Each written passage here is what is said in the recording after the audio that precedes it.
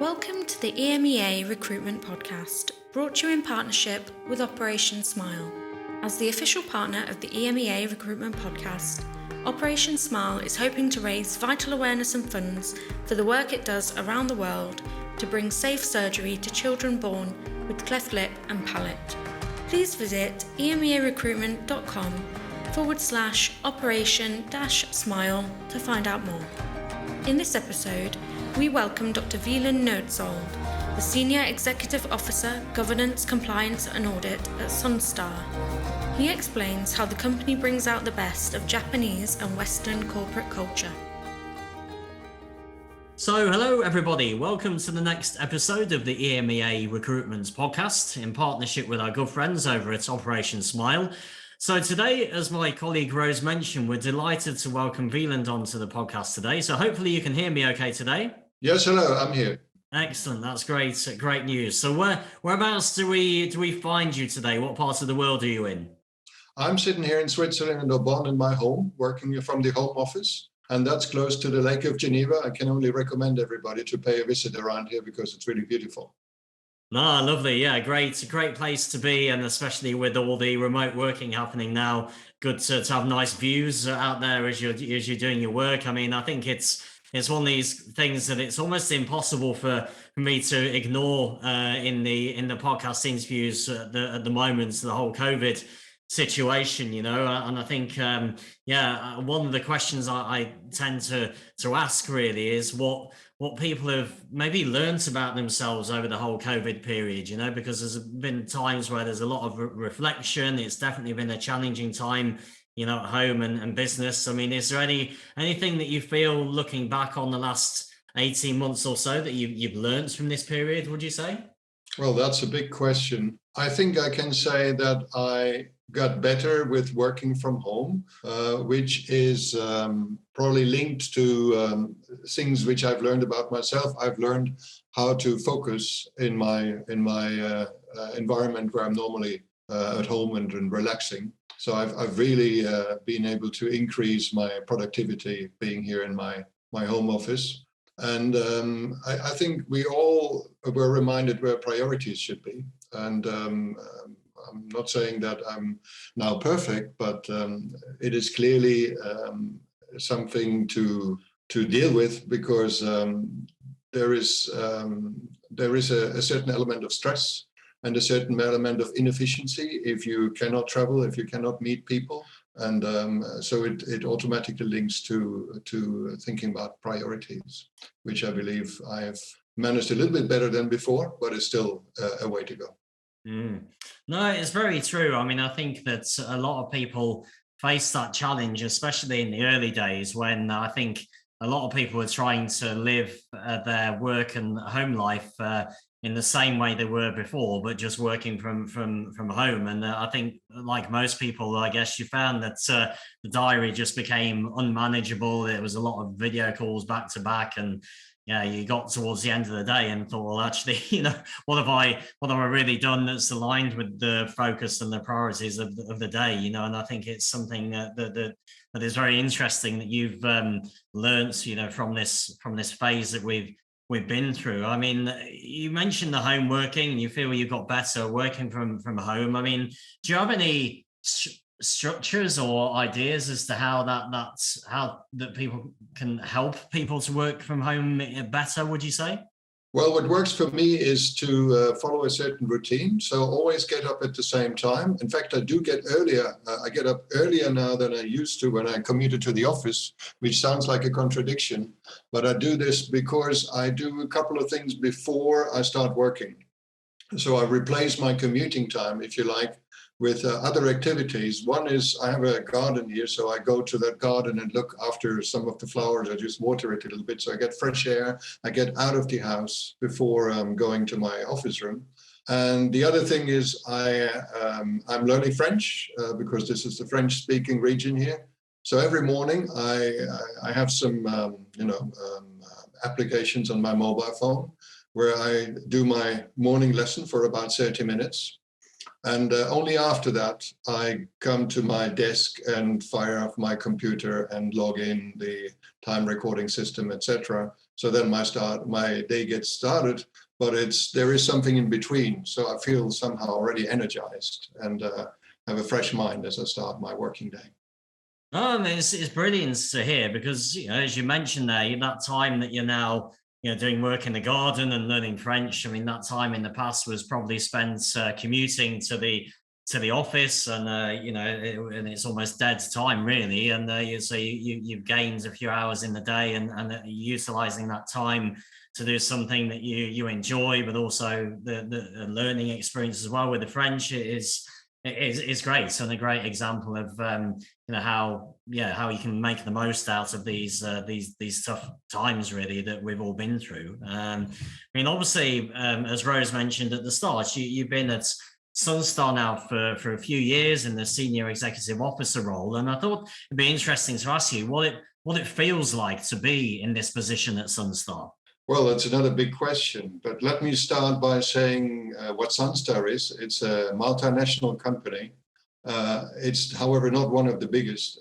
We have about $1.5 billion turnover per year, and we're active in two industries. One is oral care, so this is toothpaste and toothbrushes and such things. And another one is industrial business, which is into braking discs for motorcycles and some adhesives and sealants for automotive. It has some particularities. It has a Japanese heritage. And it is also quite unique that the global headquarters of Sunstar have been moved to Switzerland, here where I am, more than a decade ago, with the intention to embrace globalization or to internationalize at least the company a little bit.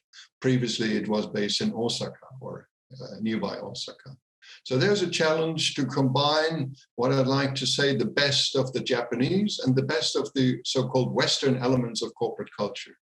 And in my role as senior executive officer, I worked very closely with the Japanese top management, including members of the owner family. But on the other hand, due to my responsibility for internal audit and enterprise risk management, I get to meet our management and staff truly across the world with the variety of cultural backgrounds they have. And this is really highly interesting and rewarding for me, even though, of course, there are also challenges. No, it's interesting. I mean, you mentioned there about the cultures and the meeting people with different backgrounds across the world. And I guess linking that with something we've already been talking about with the challenges of COVID. I mean, clearly, all the meetings really have been taking place on video or phone calls. I mean, it's been tough, and it's even, I think when you're dealing with lots of different cultures, it adds a different level of challenge to it as well, So, I mean, how have you sort of managed to, keep those great relationships going across the globe and keep that cultural awareness going, I guess? I think we all learned how to use these video calling or remote meetings in a better way. I really think there was a learning curve in the company. We've always had video conferences, but in the old days, we had a special room with video equipment. We had to book the room and the counterparty had to do the same. So it was sort of an administrative effort that led to not using it so often. And it was sort of a special thing. Oh, we have a video conference this afternoon. Now you pick up the phone to call a friend or a close colleague, you pick up you connect we use Teams to connect with a co-worker just anywhere in the world, as long as the time zone is appropriate. And so there is, to some extent, even a closer contact than there was before. I report to the board of directors, and I'm telling you, I have never had as intense exchange with the board members before as I have now, because we are just a click away from each other. They call me when they have a question, and I call them with a little more respect, but still when I have a question, basically. So in that sense, the communication has even improved. And having said this, I still maintain that nothing beats a face-to-face meeting, especially when it's important or complicated topics to be discussed. Mm. No, I mean, it's interesting because, I hear this a lot, that people feel that their relationships with either their managers or their teams has improved as a result of doing more video calling and less phone calls and so on. And I think it's quite interesting how it's all panned out. But I guess from the point of view of your role, the business, and I know your interests, you have a very profound knowledge of Japan and the both in the business and personal life. So and we typically find that companies, when they're trying to bridge the gap between Europe and Asia and so on, it's quite a challenging one to bridge. So your background's very unusual, I would say. So I thought I'd have to ask, where did this interest and love of Japan come from? You got to know that I was born and raised in East Germany, and that was part of the communist bloc. We were not really able to travel around the world, which was, however, always something I was dreaming of and I was very interested in. And then during those times, there was a possibility to have a student exchange with Japan if you were to study Japanology, which included studying the Japanese language. So it was pretty much my interest in just joining or seeing part of the world, which then, if you like, coincidentally led me to Japan because there was this student exchange. And the hurdle was relatively high because Japanese language isn't something you learn over a couple of weeks. That takes a profound effort. So by making that effort and succeeding there, I was then able to go. And once in Japan and once speaking the language, of course, it's a fascinating country. And I think most people who've visited Japan keep a special relation to it because it is really offering such a wealth of cultural and other experiences that are just memorable. So I'm very happy that coincidence brought me there. And I've been sticking to it really the last 30 years, I can say. I've been in Japan almost every year, be it at the beginning as a student or PhD student, and later on with my various jobs. And still today, I'm calling Japan pretty much every time. This is the first year where I'm probably not going to visit physically Japan because of the travel restrictions. So yeah, this scenario that happened a number of years ago, it obviously had a big impact on you personally, but also on your career, really. I mean, obviously, you have exposure to the Japanese market now, and the business is involved there. And I guess, I know that you're also a vice president of the Swiss Japanese Chamber of Commerce as well. So this sort of, let's say, chance situation that happens a number of years ago has had a huge impact on your life and career, and you often find that that's the case. It's so it must be quite rewarding to sort of look back and see how that scenario has played out for you. No, I can only agree. I've dealt with Japan from many aspects, not only the job aspect, but as you say, I'm in the Chamber of Commerce, which is another forum to get to know people not only from other companies but also from politics, from culture, from all kinds of backgrounds, which is really, really enriching. And it's not only that I get to know many Japanese, I get to know people from all around the world which have a thing with Japan, which then creates, again, a global network. And there's the common thing that we all have a link with Japan. So I made some American friends while I was in Japan, some English friends, some Latin American friends. It is really, in that sense, quite amazing what it has done for me. Hi everybody, it's Paul Thomas here. I hope that you're well and you're enjoying the podcast so far. Thank you once again for your continued support listening to the podcast. I just wanted to break into the recording to talk to you about a really exciting new partnership that EMEA Recruitment has along with Operation Smile. And as founder of EMEA Recruitment, it's an honour and a privilege to announce this partnership. Personally, I was born with a cleft lip and palate, so the mission of Operation Smile is something that I have a strong personal connection with. It's not an understatement to say that the dentists and surgeons that helped me were life changers. It's not only about the actual operations that take place, the support and care post and pre-operation are beyond value, and from personal experience I can only say that I'd not be the confident, happy person I am today without this support. I want to help children experience the support and care and skill that I experienced on my journey, and hope that we can do this along with Operation Smile.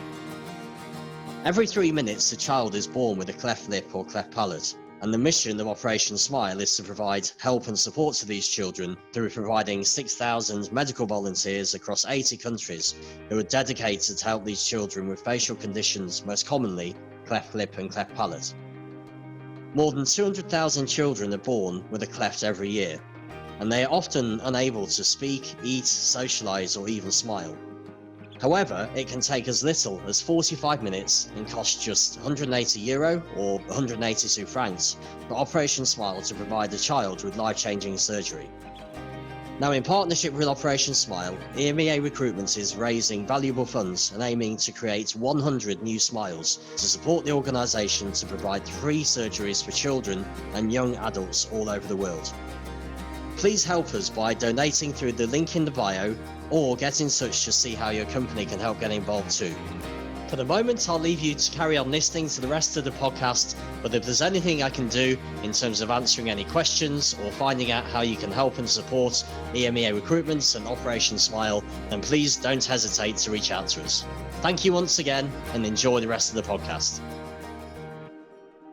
No, it's really good. It's really good to hear, and I think it's great that it's been able to continue even through all the challenges that we've been through lately as well. And I mean, obviously, I know we've talked a lot about the hurdles and challenges that COVID has brought up, but I mean, obviously, you know, your one of your core areas being global governance. There's a lot going on there as well at the moment. So I was going to ask you what your biggest hurdles are right now in relation to global governance, given that's a big area for you. Well, in Sunstar, we have to align the Japanese and Western thinking to arrive at effective global governance. And this is not always easy, but I still think we're making progress. What we need in order to succeed there is, I would call, a special breed of people that are able to do that, especially at management level.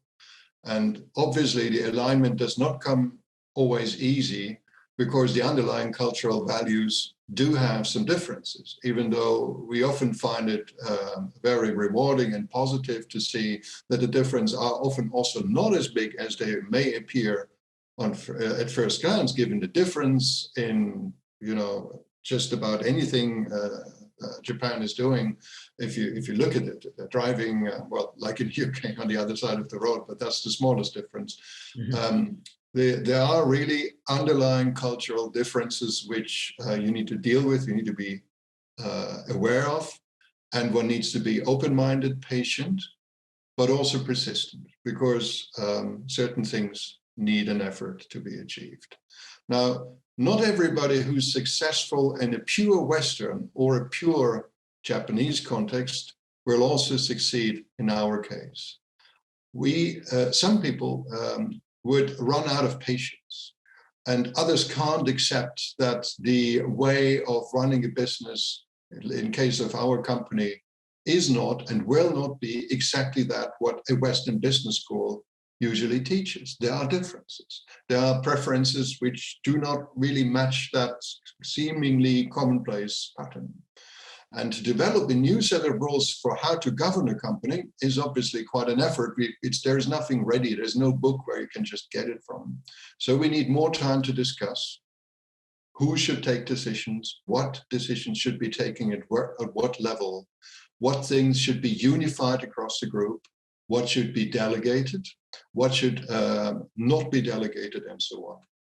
To give you an example, the question of empowerment is a relatively big one that we're discussing. So how much do you empower regional or local management? That tends to be less clear in a Japanese company context.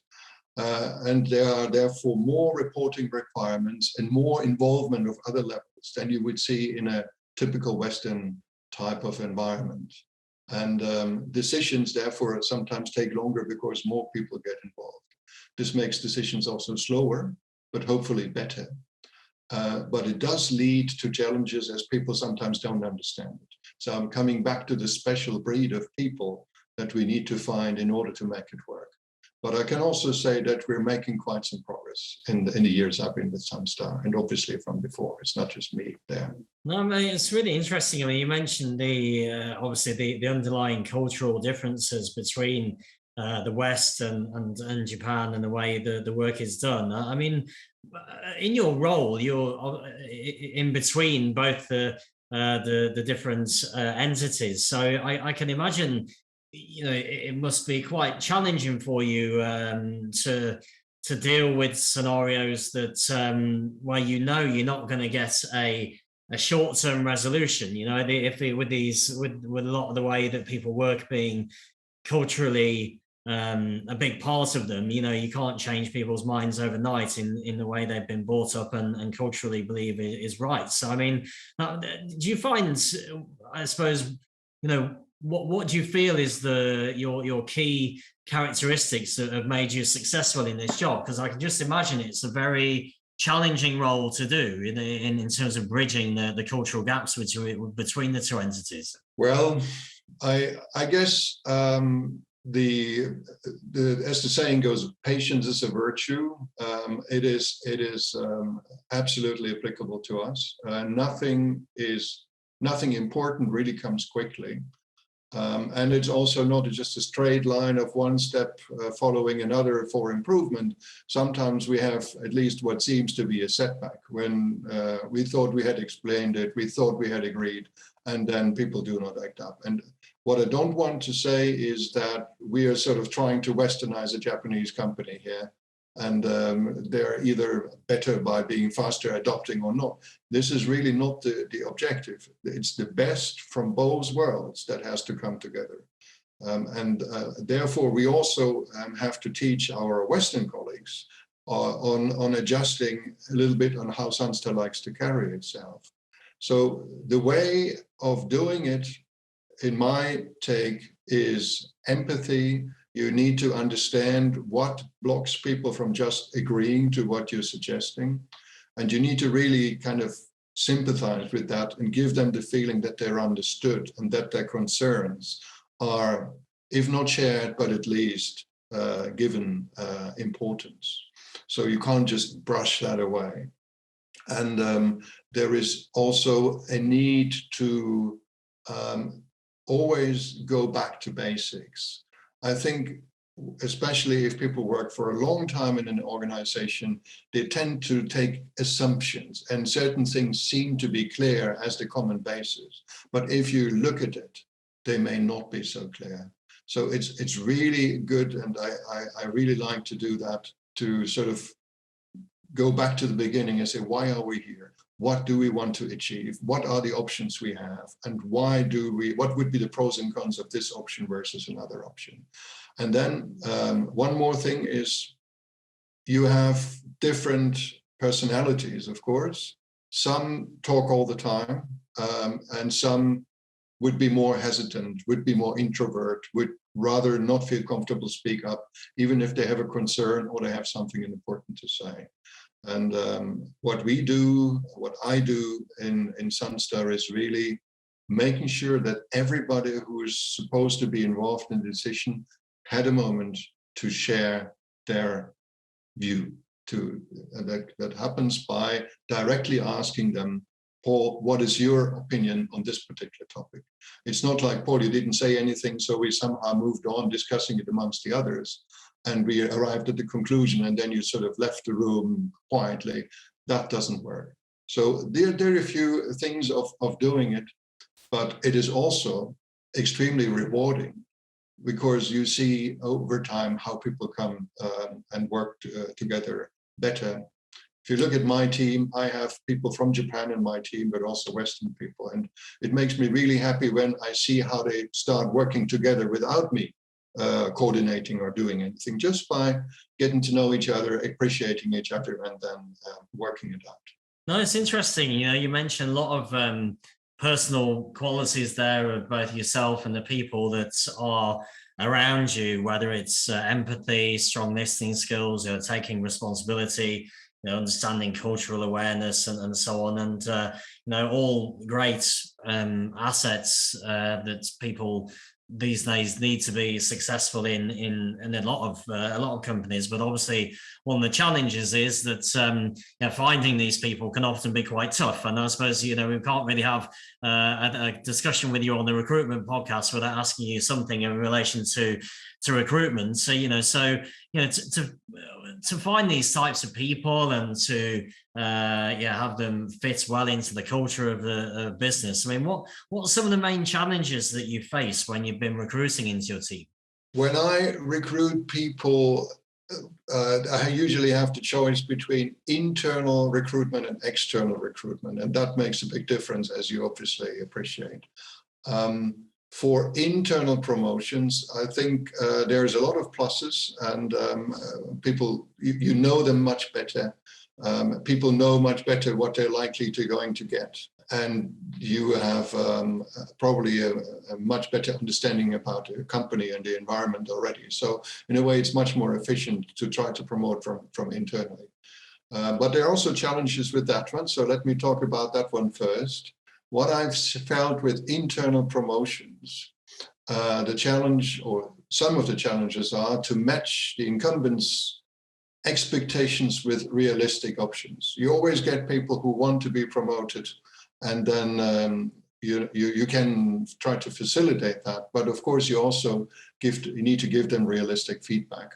And if the expectations are not aligned, if people think they should be promoted at a faster pace, then it is possible or even appropriate, you have this risk of frustration.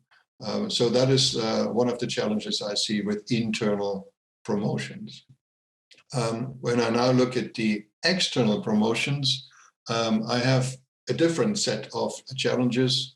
The basic, the main one is that no matter how clearly I prepare this and how much diligence I apply on the recruitment process, I cannot really get to know the whole person in the limited time that I have realistically available.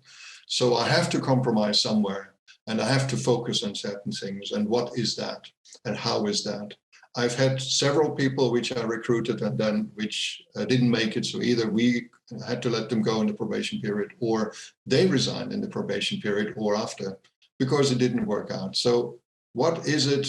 How can you really figure out whether the match is there in the recruitment process? For that, I think one thing is clear. That's the technical skills. That's relatively easy depending on what you're recruiting for. It can be defined, it can be tested, it can be checked with certificates, etc. What's much more difficult is this cultural fit, which I just referred to in my response to your previous question. Especially for us, we sort of joke about it by saying, if a candidate is there, would that person fit to Sunstar? And often we say, it's a great person, very driven, really good skills, but sorry, doesn't fit to our company. Can't recruit, wouldn't go well. So what is it?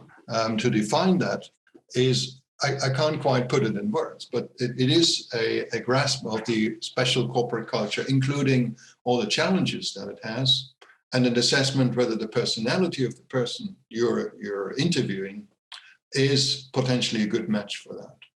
I find this is extremely difficult in an external hiring process, and it just means that the process needs to be done really well. If it's a key position, I would always work, without flattering you, but I would always work with the recruiting agent, because you just have extra capabilities and skills coming in there to help you. No, I mean, it's really interesting, because one of the things I was going to ask you as well, because you mentioned about how important the cultural fit is, and how difficult it is to get that right from the point of view of somebody where you're hiring into your team. But also, I think it's the responsibility of the external recruiter if one is being used, but it's also the responsibility of the person who's going out on the interview and looking for work. And the reason I mention this is that your background's quite unusual in the modern world, really. I mean, you've spent all your career within two businesses, pretty much in Novartis and Sunstar, and you these days you see this less and less, especially with the younger generation. You know, moving company every 2 or 3 years is seen as normal now and almost expected. You know, so I was wondering, you know, because the choices that you've made have worked out so well for you. I mean, obviously part of that is down to the clients who interviewed you, but then obviously part of it is down to your selection as well as an individual. You could see something in Novartis and Sunstar that you thought, yeah, these are going to be companies where I can build a career, you know. So I mean, when you were on the other side of the table and looking for work, I mean, how did you decide on Sunstar and Novartis? Was there something that you had a gut feeling for them, or was it just more detailed than that? Well, when I was looking for looking to make changes in my career, it was always a combination of opportunities coming up and then my interests matching with those opportunities. I realized relatively early in my life that my Japan link, especially the language, but then also the business experiences there, were an asset which I had to use. Why would I build that asset if I wasn't leveraging it by going to a company that has nothing to do with Japan and would not let me use Japanese? So I was always looking for, in that context, something. And then, it was very interesting on what possibilities opened up, which I had never predicted. I would have never thought that I will end up doing internal audit work. I thought I'd rather be in a commercial trip. But then the then head of internal audit in Novartis contacted me, and he said he wanted to have somebody who doesn't have a Big Four background and who doesn't have a CPA background, but brings in more this regional expertise and the language expertise. And I was a product manager in marketing at that time. He also said that's actually very welcome because we're not very good in auditing marketing departments. So you can help us developing that. So suddenly I got myself into auditing, and that brought me every year to Japan, in a completely different context where I had to check on the local organizations and how they're doing it. And then with Sunstar, of course, that was almost a perfect match to my biography, because they said, look, you've been working for Swiss companies in Japan. We're a Japanese originated company who decided to go to Switzerland in order to globalize. So this is almost perfect. We need somebody like you who can help us to bridge. You are a Westerner, but you've experienced Japan. You speak our language, but you also speak, of course, the local language in Switzerland. So would you be interested to try and work this out together? That was sort of the pep talk. I mean, it was not literally what they said, but that is how it came together. And it said, I can leverage almost everything I've learned in my life so far in this particular job. Which is true, and I'm still learning because it's a journey really with Sunstar. No, it's a really great story to hear, and I think behind all of it, the great thing is that you've almost sort of leveraged something that you really love and enjoy and are passionate about, with this interest in Japan and the culture and the life there, and you've managed to combine that with a career path within two great businesses, and it's just everything has come together extremely well. But I think but also looking back from what you mentioned, these opportunities, they didn't just arise out of nowhere. They were from some, either through your network or through taking advantage of an opportunity that came around rather than passing up on it, and having maybe going out of your comfort zone, taking a few risks here and there, and that's what shaped your career and life really. Yes,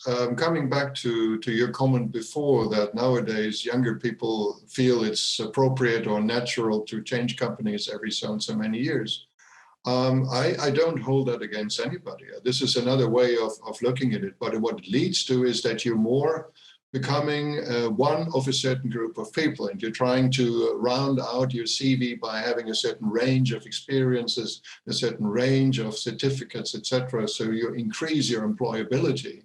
And if you put your CV on the market, if you like, then you have a choice, hopefully, between hundreds of potential opportunities. That is fine, but of course it will lead to that you're comparable with a lot of other people. And whenever there's a job, you can get it, but anybody or many other people can get it as well. And that's basically the choice that everybody needs to make for themselves.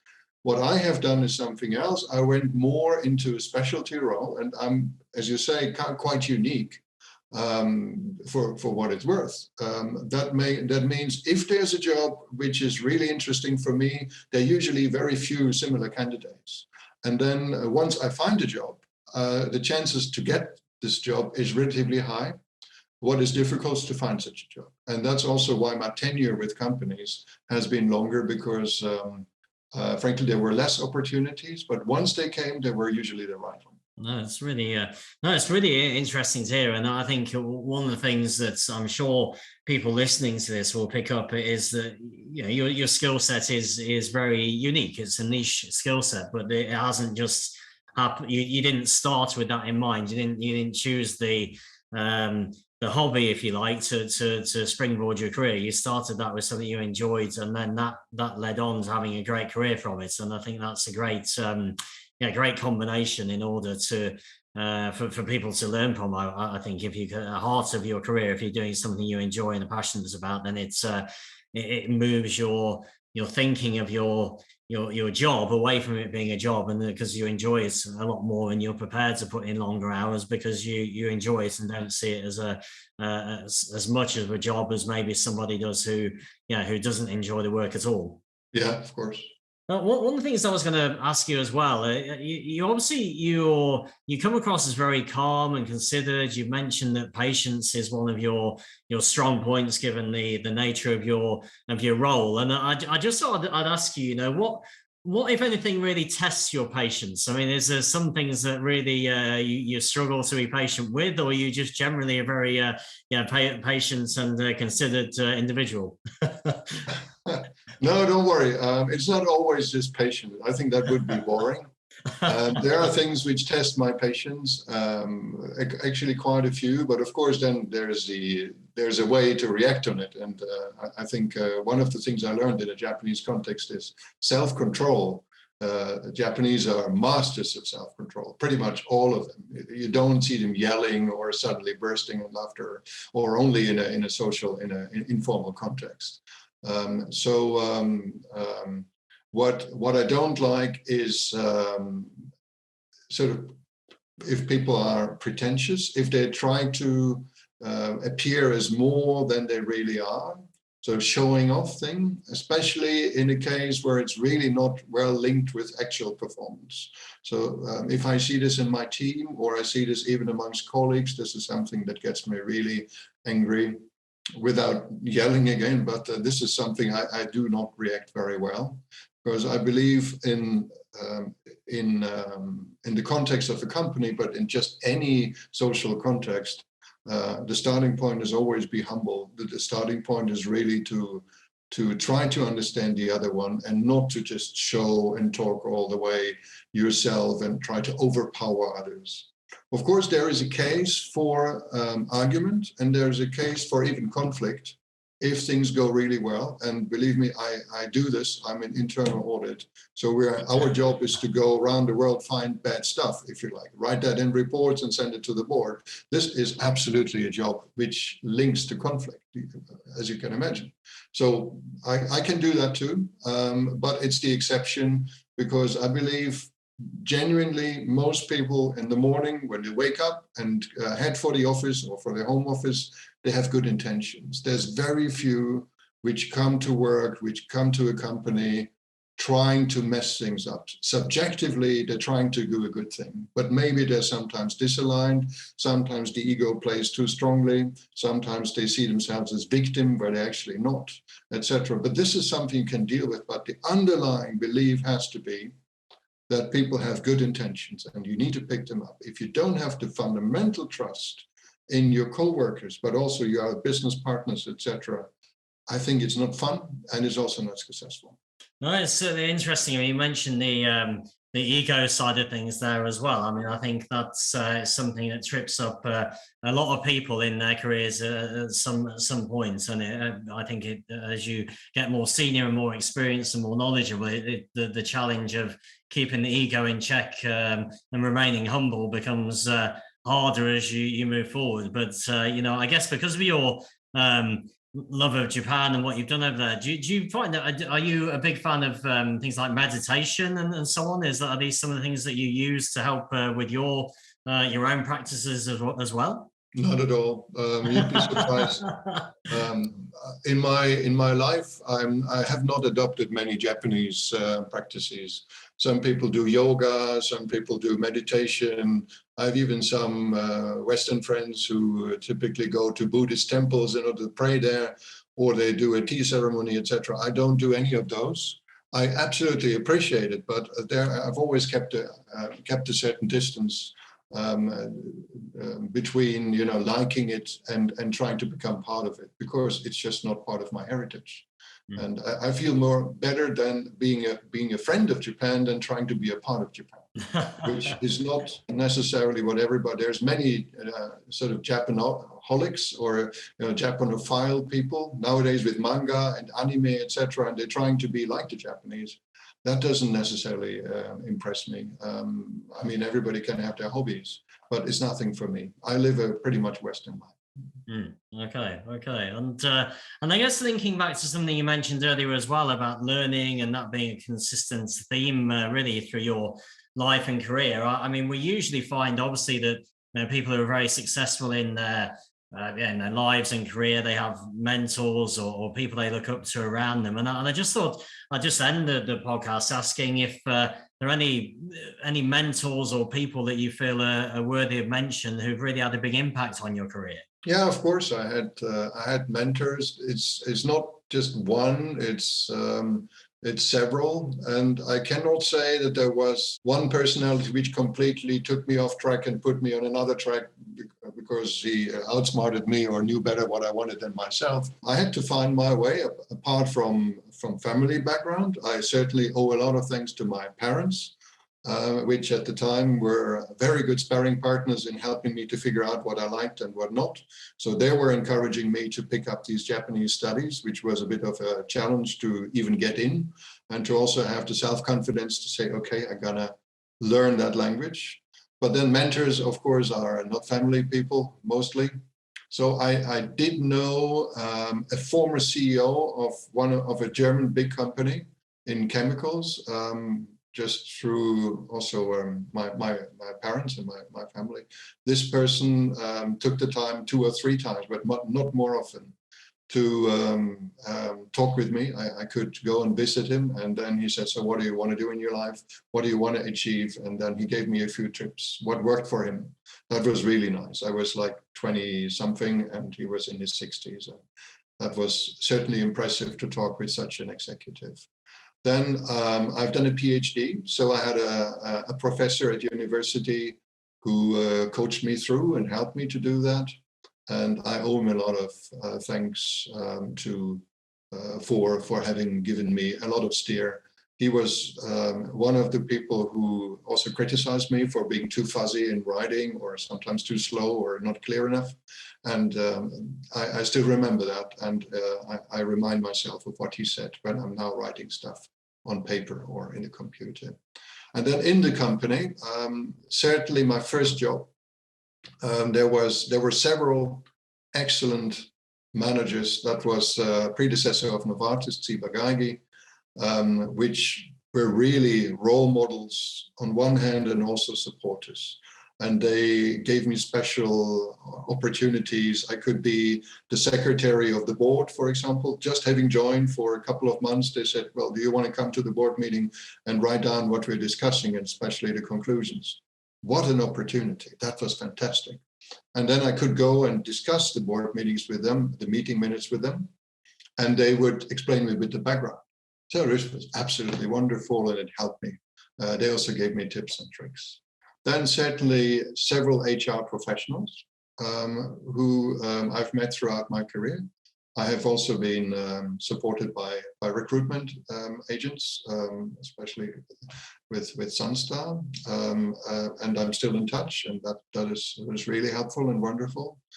And last but not least, friends who have made their own career, the same age, older or younger, and they have their story, and I have mine story. And then when we sit together, drink wine or beer, well, there is certainly some very useful advice and helpful advice I got from them. But sometimes it's also good to be in a position to voice one's own opinion and do the mentoring vice versa, mutually. Yeah, I was going to mention that at the end as well. Obviously by looking at your LinkedIn profile, you can see a lot of really nice, positive things written about you from people who you have helped to mentor and inspire over the years, and it's always nice to see. I think you've obviously mentioned there about a number of positive influences on your life, from your parents, friends, colleagues, mentors in educational facilities as well, so a whole range of individuals, and it's always great when you're able to then pass that on to other people as well, and you can see it's something that you're doing and enjoy doing, which is great to see. And I think obviously, with part of this podcast, we're going to be promoting this over the coming weeks, and I know that a lot of the network will want to reach out to you. So, what's the best way they can reach out to you to make the connection? I think LinkedIn is indeed the best. You just mentioned there's my profile. I have quite a number of connected persons there, and I'm open to connect there as well.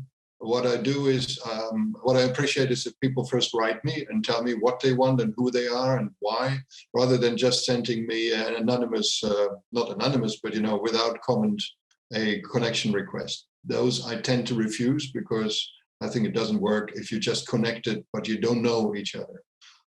But nowadays, with everything being remote, it's of course okay to not have met in person. We can still connect as long as I understand why somebody's interested in connecting with me, and if I, of course, have the chance to say no in certain cases. But typically, if it's interesting people, if it's nice people, I take them all. It's nice to have a big network, and I especially enjoy if I go out of the beaten path, out of the natural thing. So I don't want to only network with internal auditors. Even though they're great people, don't get me wrong, but I find it really interesting if people from a completely different background or a completely different age group come to me and want to exchange. That's very welcome. No, and it's interesting. I think obviously from the podcast, what we've learned about you as well as your love of Japan, but I think, anybody learning French at the moment or into gardening probably could be a good connection for you as well. You can share your French learning tips or tips on gardening as well. Maybe getting rid of Japanese knotweed. I can see that could be a specialism for you. I know that can be a very troublesome. Now you're challenging me. When I was buying it. Now you're getting into real hot stuff. So let's leave it here and don't speak too much about gardening. That's great. Well, it's great to speak to you today. I really appreciate it. I know there'll be the network will really enjoy it, and as I say, I found it really inspiring. So thanks for your time, and enjoy the rest of the day. Thank you. Thank you. Speak to you soon. Bye. Bye. Bye. Thank you for listening to today's podcast episode. If you'd like to reach out to Paul or myself, please feel free to send a connection through on LinkedIn. And if you'd like to listen to previous episodes of the podcast, you can find them all at our website, www.emearecruitment.eu.